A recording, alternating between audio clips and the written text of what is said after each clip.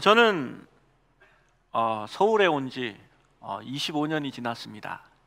그래서 제가 시골 사람이라는 걸 늘 부인하려고 노력합니다. 그런데 성도들이 바로 압니다. 새가족들이 오면 목사님 혹시 고향이 어디시지요? 라고 묻습니다. 아닌데요. 저 서울 사람입니다. 라고 얘기해도 거짓말인 거 다 압니다.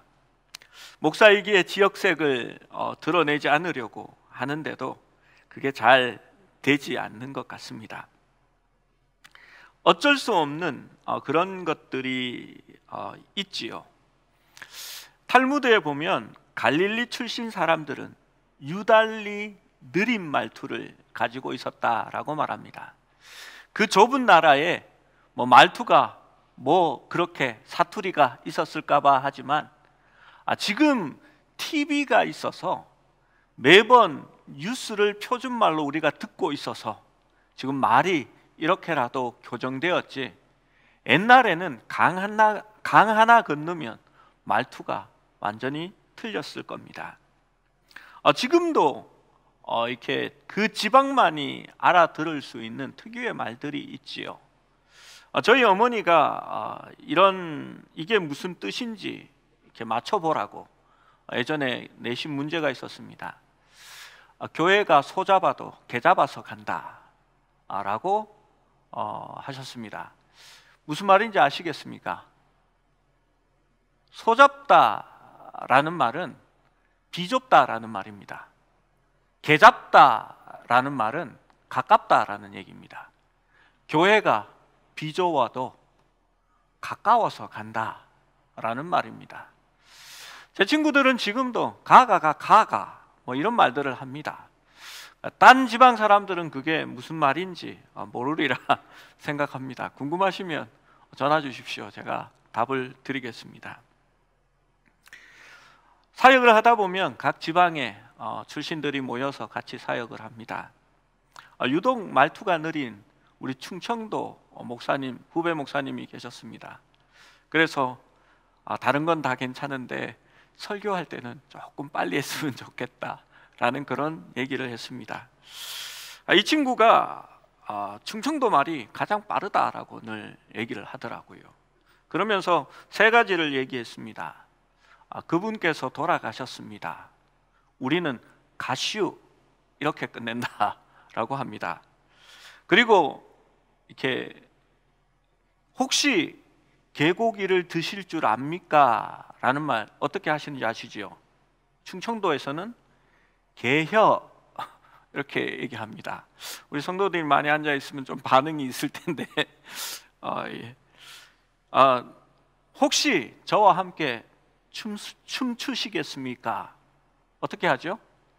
출겨? 그렇게 한다고 합니다.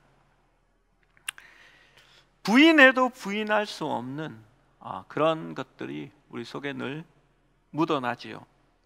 오늘은 베드로의 부인에 대해서 얘기하려고 합니다. 베드로가 부인하고 맨날 예수님을 따라다녀서 이렇게 첫 번째 부인, 두 번째 부인 하니까 같이 사는 부인으로 착각하시는 분이 있는데 그거 말고 이렇게 디나이, 이렇게 이 배반하는 부인을 얘기하는 겁니다. 지금 베드로는 예수님이 잡혀서 가고 있는 그 뒤쪽에 멀찍이 따라서 가고 있습니다. 드러내놓고 내가 예수님의 제자다라는 것을 나타내고 싶지 않았을 겁니다.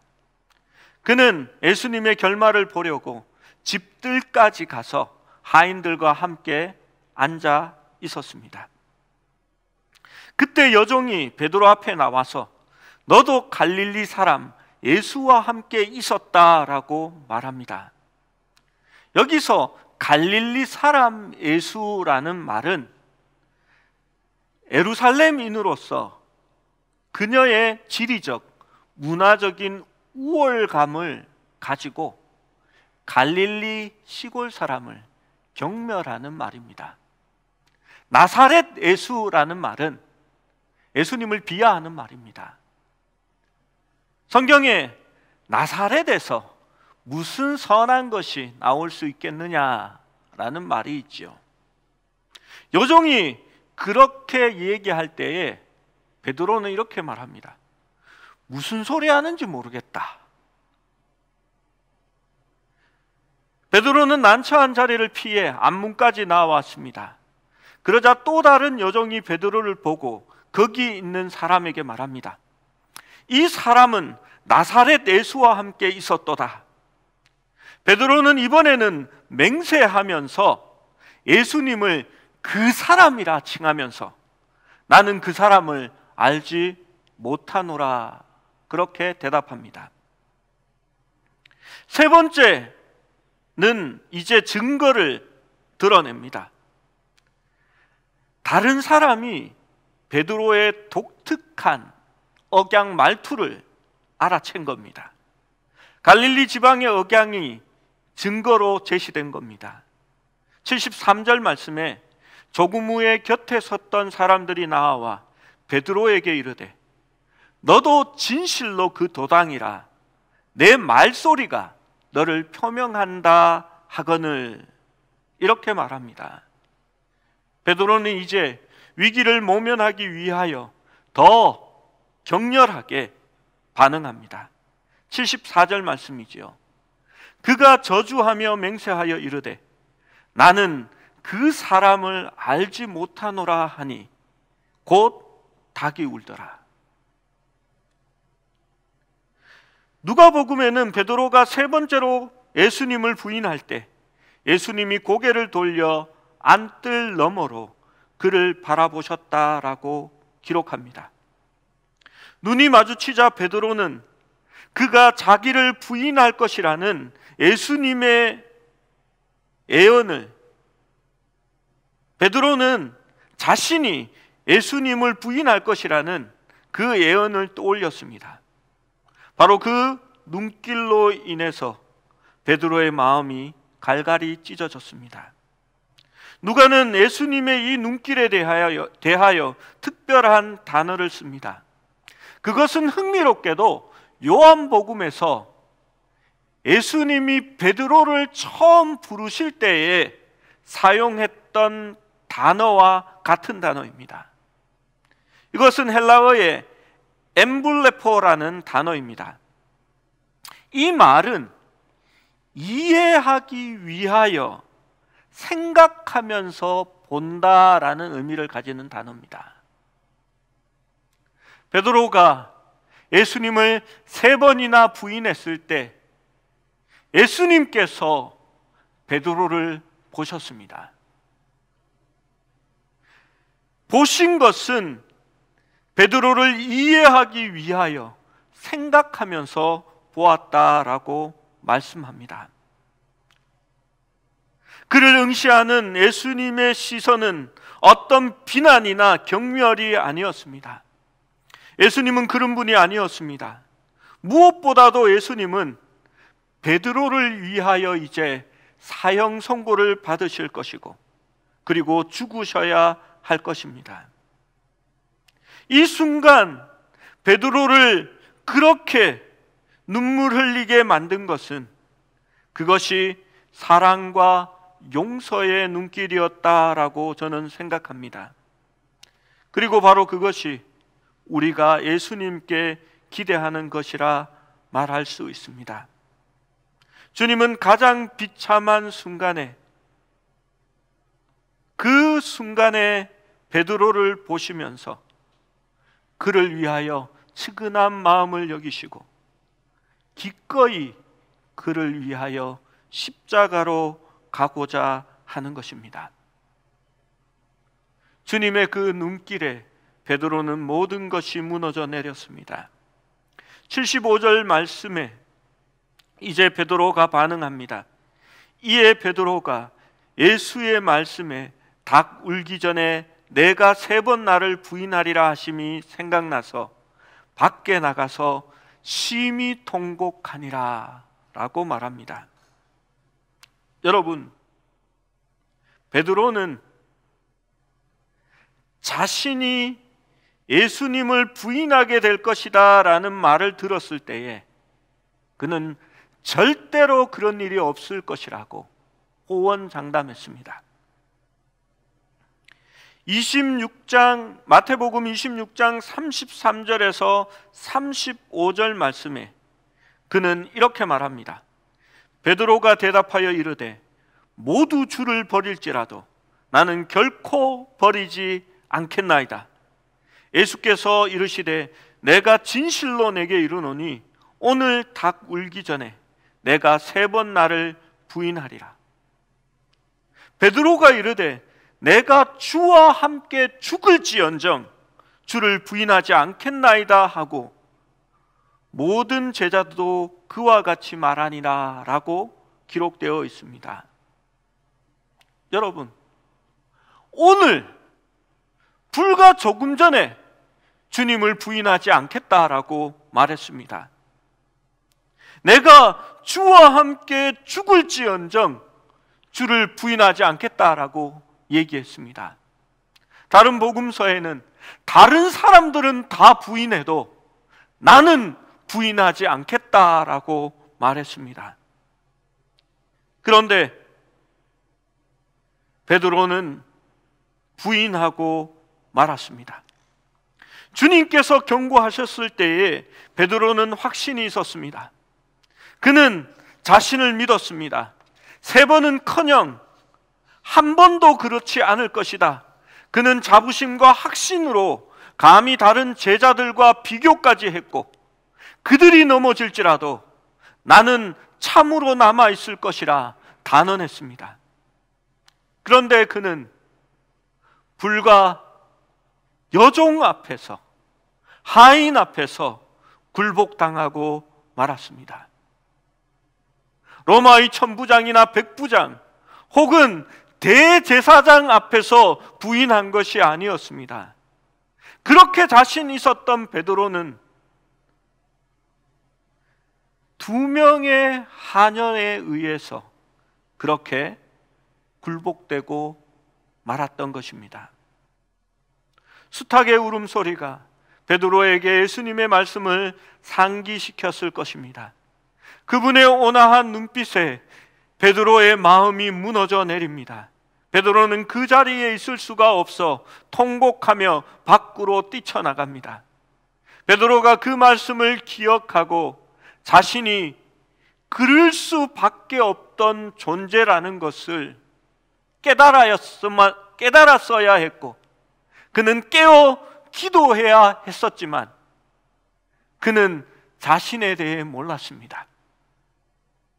그는 너무나 자신이 있었고 기도하지 않았습니다.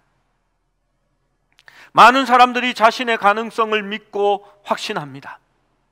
그래서 스스로에 대해서 긍정의 힘을 가집니다. 베드로는 더욱 그러했습니다. 그는 열심과 열정이 있었고 그것을 예수님께 인정받기 원했습니다. 그런데 예수님은 자신을 그렇게 대해주지 않는 것 같습니다. 예수님은 유월절 준비를 베드로에게 맡기셨고 그는 종이 해야 하는 일까지 맡아서 식탁을 준비하게 되었습니다. 막상 식탁에 돌아오니 자신의 자리라고 생각하고 있던 예수님의 왼쪽 자리는 이미 유다가 차지하고 있었습니다. 식탁 후에 제자들은 싸웠습니다. 누가 큰 사람인가라는 다툼이 있었습니다. 누가 그 다툼을 시작했을까요? 저는 베드로라고 생각합니다.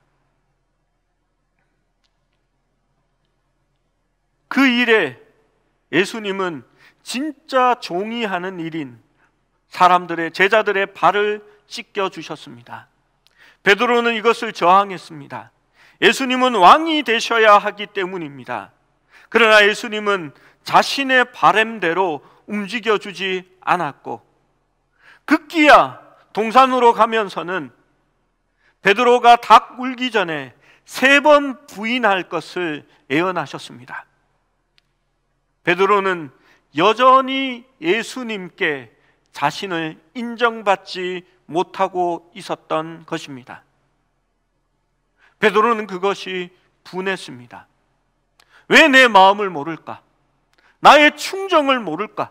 왜 나의 가능성을 예수님은 인정하지 않을까 생각했을 것입니다.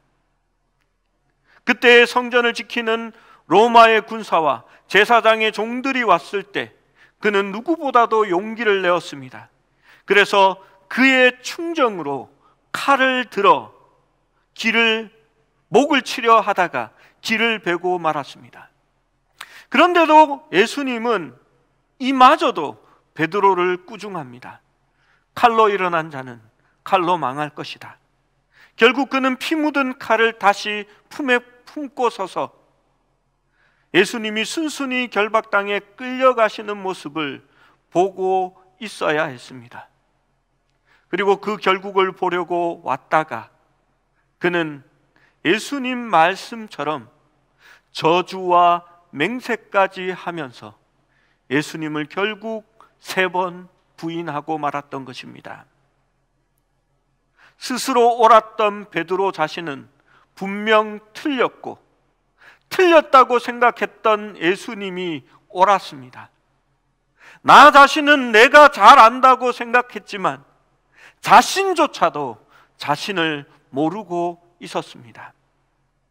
그의 허세, 다른 모든 사람들이 예수를 버릴 때에도 충성심을 유지하겠다라는 주장, 그의 자신감, 호언장담, 강한 의지와 추진력이 무너지는 순간이었습니다. 여러분, 이 이야기가 중요한 이유는 이 복음서를 받았던 그 당시 성도들이 로마의 핍박에 직면하여서 예수님을 부인하고자 하는 유혹을 동일하게 받고 있었기 때문입니다.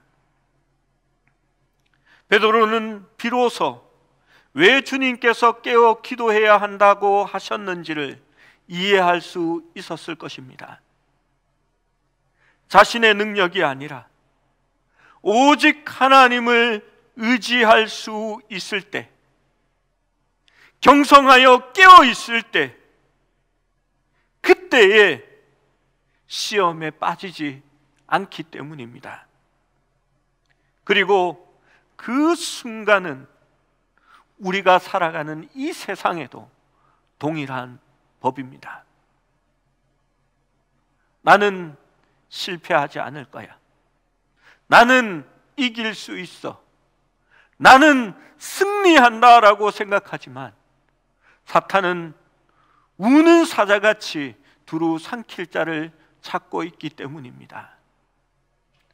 깨어서 늘 준비하지 않으면 무너질 수밖에 없는 것이 바로 우리의 모습이기 때문입니다. 베드로는 비로소 주님의 말씀을 깨달았습니다. 그는 말씀의 주의를 기울이고 깨어 기도하며 자신의 힘을 신뢰하지 않는 법을 배울 수 있었습니다. 유대교회를 섬기다가 이방 나라의 선교사로 떠난 베드로는 이렇게 마지막 유언과 같은 서신의 마지막 말을 남깁니다. 베드로전서 5장 8절에서 10절 말씀입니다. 근신하라, 깨어라. 너희 대적 마귀가 우는 사자같이 두루 다니며 삼킬 자를 찾나니 너희는 믿음을 굳건하게 하여 그를 대적하라. 이는 세상에 있는 너희 형제들도 동일한 고난을 당하는 줄을 알미라. 모든 은혜의 하나님 곧 그리스도 안에서 너희를 부르사 자기의 영원한 영광에 들어가게 하신 이가 잠깐 고난을 당한 너희를 친히 온전하게 하시고 굳건하게 하시며 강하게 하시며 터를 견고하게 하시리라.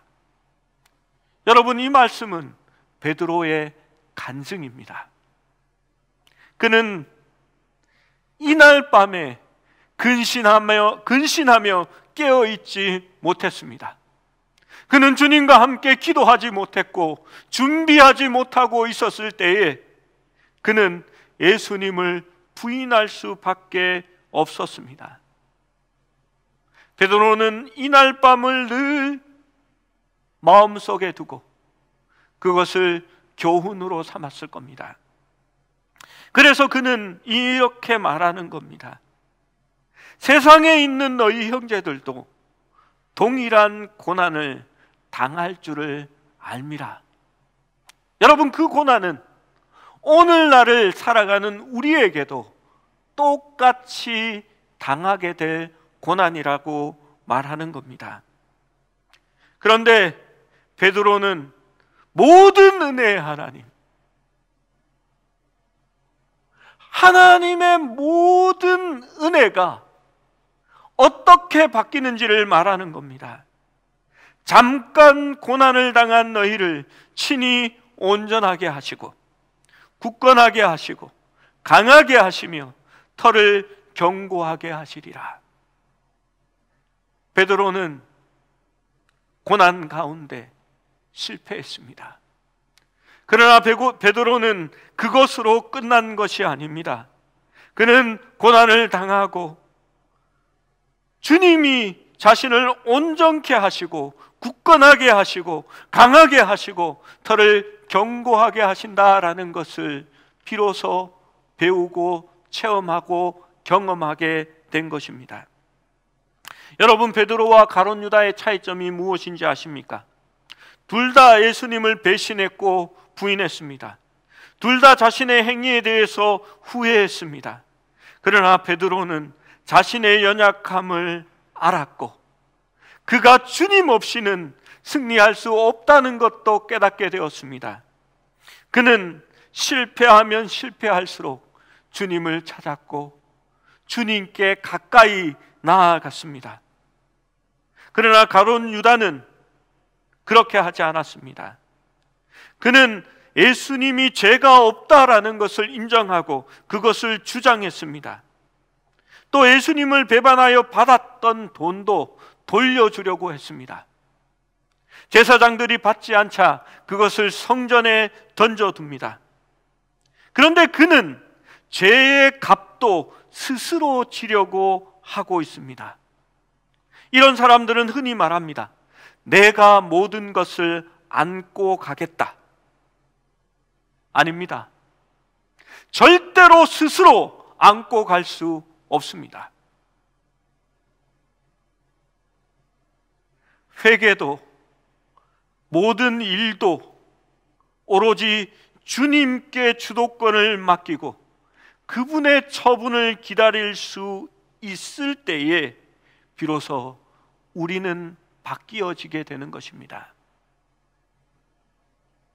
내가 부족해서 죄를 지었고 내가 해결할 수 있고 내가 돌이킬 수 있다고 생각하는 그것이 만용인 것입니다. 이런 사람들은 때때로 하나님이 우리의 문제보다도 더 크다라는 것을 잊습니다. 그래서 오직 그분만이 우리를 구덩이에서 건져낼 수 있다라는 사실을 잊어버리게 되는 것입니다. 그래서 내가 할 수 있는 방안들을 찾으려고 하는 것입니다. 지금은 코로나19의 시대입니다. 저는 이것이 우리에게 어떤 것을 요구하는지 여러분께 말씀드렸습니다. 앞으로 우리가 살아남기 위해서는 온라인 예배를 강화하고 또 만나지 않고도 어떻게 커뮤니케이션을 할 수 있는지 그것을 개발해야 된다라고 저는 생각하지 않습니다. 문제는 하나님께 있는 것이지 문제에 있는 것이 아닙니다. 우리 하나님이 그 문제보다도 더 크십니다. 우리가 각자의 처한 자리에서 하나님을 바로 예배할 수 있다면, 우리가 여호와 하나님께 돌아갈 수 있다면 하나님께서 우리를 치유하시리라 저는 믿습니다. 이스라엘이 왜 멸망했습니까? 그들이 교회에 가지 않아서 멸망했습니까? 아닙니다. 이스라엘이 멸망할 때도 이스라엘 백성들은 교회의 문턱을 끊임없이 드나들었습니다. 예수님이 하나님께서 이스라엘 백성들을 경고하려고 선지자들을 보낼 때에 선지자들이 늘 말한 것이 있습니다. 이사야 선지자는 너희가 드리는 예배와 금식과 기도를 내가 받지 못하겠다라고 말씀하시고, 누군가 성전의 문을 닫을 자가 있으면 좋겠다라고 말합니다. 아모스 선지자는 여호와께 돌아오라고, 여호와 하나님을 찾으라라고 말합니다. 그런데 길갈로도 가지 말고 베델로도 가지 말며 부엘세바에도 가지 말라라고 말합니다. 그리고 자신이 처한 자리에서 공의와 정의를 행하라라고 말합니다. 미가 선지자는 하나님이 무엇을 기뻐하실까라고 말씀하면서 천천과 만만의 재물이나 그 기름을 기뻐하실까라고 반문합니다. 그는 우리가 정의를 행하며 겸손하게 하나님과 함께 동행하는 것을 원하신다라고 말했습니다. 삶을 통하여 하나님께 예배하고 하나님을 경배할 수 있기를 우리 하나님께서는 원하신 것입니다. 호세아는 하나님에 대하여 말씀하실 때에 너희가 여호와 하나님을 찾으라, 그리하면 살리라라고 말했습니다. 끊임없이 예배드렸던 사람, 끊임없이 하나님 앞에 제사했던 이스라엘 백성들에게 왜 하나님을 찾으라 했을까요? 왜 선지자들은 공의와 정의를 하수와 강같이 흘려보내라라고 말씀하셨을까요? 왜 고아와 과부를 돌아보고 어려운 자들, 낮은 자들을 위하여 신원할 수 있어야 한다라고 말씀하셨을까요?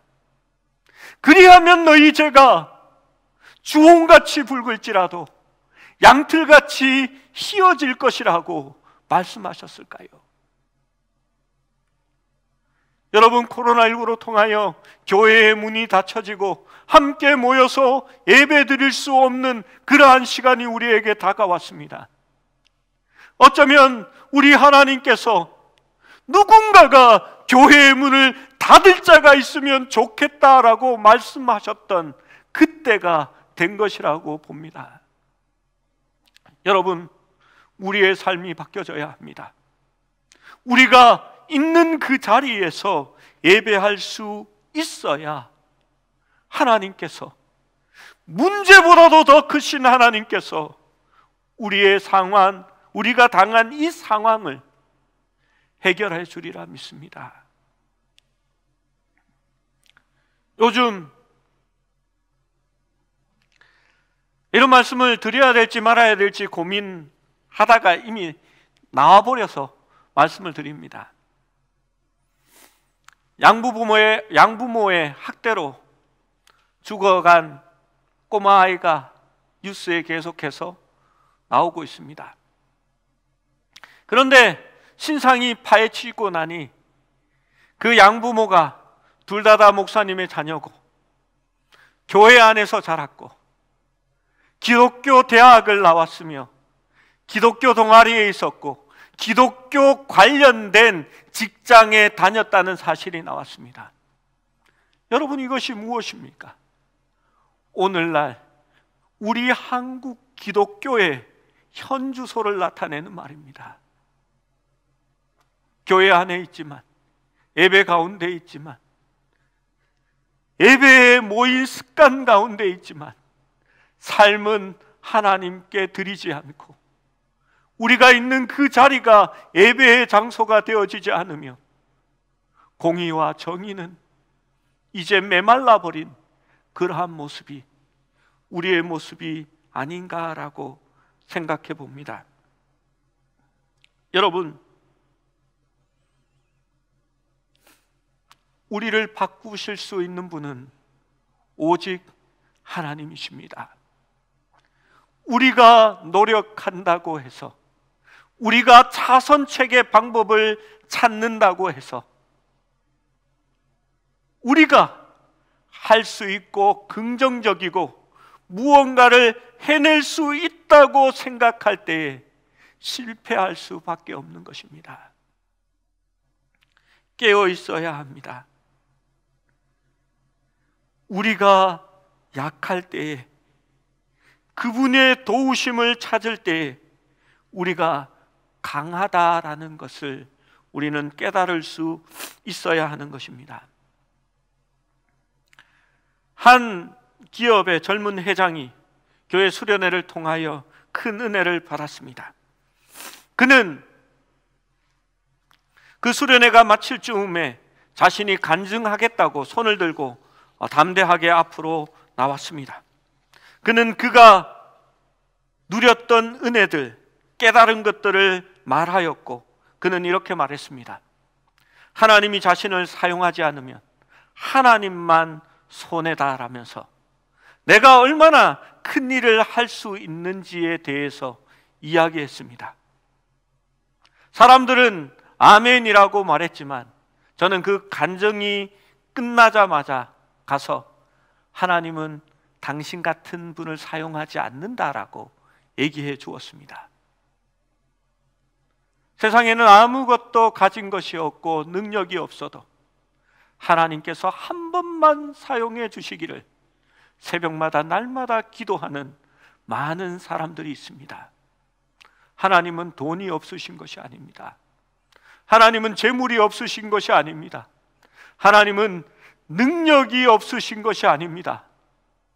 하나님은 마음이 가난하고 하나님을 향하여 자신을 내려놓을 수 있는 그 사람을 찾고 계시기 때문입니다. 우리는 닭 울기 전에 베드로의 모습을 하거나 혹은 유다와 같은 사람이 되어가는지도 모릅니다. 하나님은 우리를 돌이키시기 원합니다. 베드로에게 그랬던 것처럼 말입니다. 부활절 아침 예수님의 무덤에 달려간 이들 중에 베드로가 끼어 있었습니다. 그는 거기서 실망하거나 낭망하거나 혹은 자기의 생명을 자살로 포기하지 않았습니다.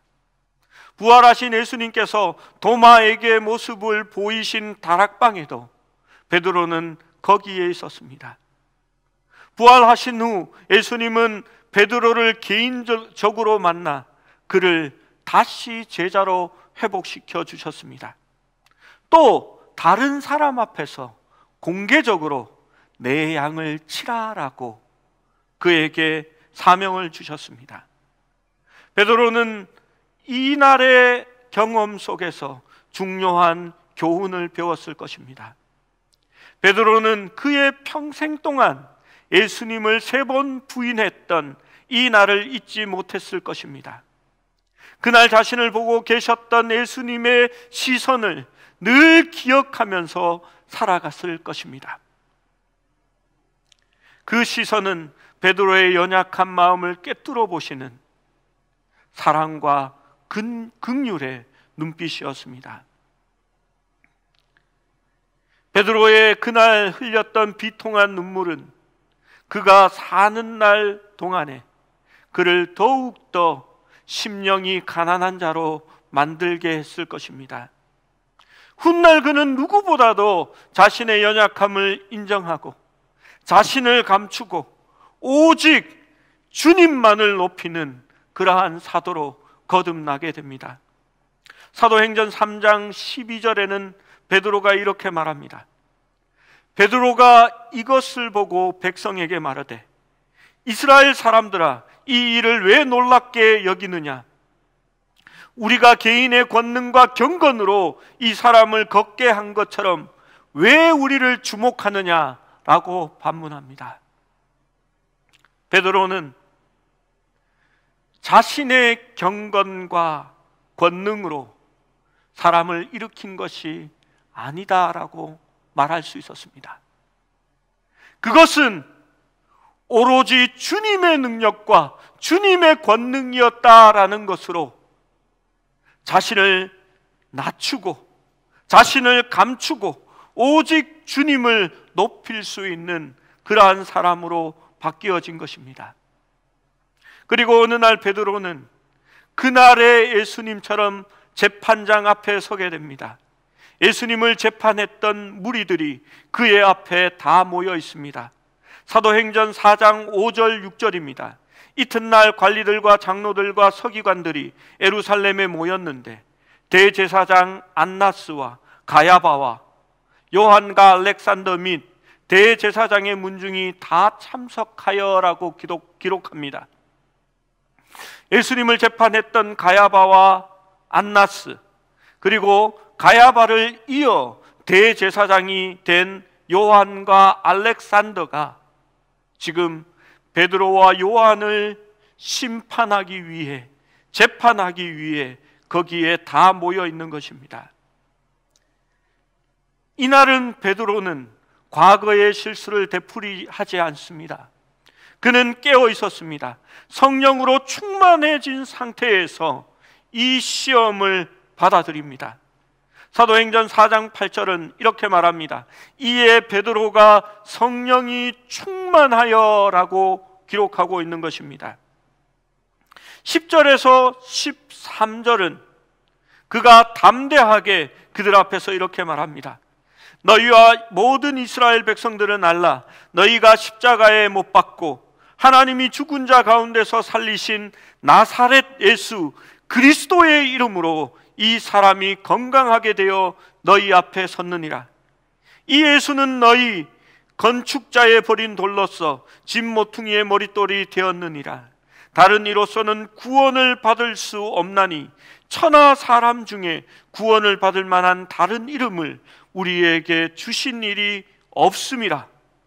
13절 말씀에 그들이 베드로와 요한이 담대하게 말함을 보고 그들을 본래 학문 없는 범인으로 알았다가 이상히 여기며 또 전에 예수와 함께 있던 줄도 알고라고 기록합니다. 여러분, 베드로는 부인하지 않았습니다. 베드로는 이제 더 담대하게 너희가 죽인 예수가, 나사렛 예수가 그리스도 예수라는 것을 고백하게 된 것입니다. 4장 19절은 이어서 말합니다. 베드로와 요한이 대답하여 이르되 하나님 앞에서 너희 말을 듣는 것이 하나님의 말씀을 듣는 것보다 옳은가 판단하라 라고 말하고 있는 것입니다. 여종 앞에서도 비겁했던, 그리고 실패했던 베드로는 이제 달라졌습니다. 그는 대제사장 가야바와 안나스 앞에서, 그들 앞에서 서 있는 것이 아니라 하나님 앞에서 자신이 서 있다라는 것을 고백합니다. 그리고 너희의 말을 듣는 것과 하나님 앞에서 하나님의 말씀을 듣는 것 어느 것이 옳은가라고 담대히 말할 수 있었던 것입니다. 얼마 전까지만 해도 가야바의 안뜰에서 베드로는 예수님을 전혀 알지 못한다고 여종 앞에서 부인했습니다. 하지만 지금은 환한 대낮에 스스로도 주체할 수 없어 우러나오는 고백으로 담대히 말하고 있는 것입니다. 그는 주저없이 예수의 이름을 말하고 그분을 인정합니다. 그는 성령의 충만함으로 지금 근신하여 깨어서 시험을 이기고 있는 것입니다. 사랑하는 여러분, 성경은 실패한 사람들로 가득 차 있습니다. 왜냐하면 모든 사람들은 그럴 수밖에 없는 존재이기 때문입니다. 우리도 스스로 화건하며 스스로 담대하게 말하지만 때로 넘어질 수밖에 없는 존재입니다. 그러나 우리 하나님은 뼈아픈 부인과 실패를 치유하시고 우리를 다시 세우시기를 원하십니다. 베드로에게 그랬던 것처럼 말입니다. 예수님은 은혜의 하나님이며 두 번째 기회의 하나님이십니다. 사랑하는 여러분, 실패를 딛고 회복되기를 원하십니까? 자신의 한계를 인정하십시오. 나의 부족함을 하나님 앞에 아뢰십시오. 나의 문제는 문제나 나의 연약함이 아니라 주님이 함께 하실 때에 해결될 수 있다는 고백이 필요할 줄로 믿습니다. 여러분, 마음이 가난한 자가 하나님을 보게 될 것입니다. 그리고 그 사람이 승리할 수 있는 것입니다. 우리의 의가 되시는 주님을 목말라 하고 갈급해 하십시오. 그것이 바로 승리의 비결임을 성경은 우리에게 던져주는 것입니다. 사랑하는 여러분, 자신을 의지하지 마십시오. 주님을 바라보십시오. 깨어서 준비하십시오. 그러면 그리스도의 능력이 우리를 모든 환경과 상황 속에서 이기고 승리하게 하실 줄로 믿습니다. 그러한 은혜가 우리에게 있기를 주님의 이름으로 축원합니다.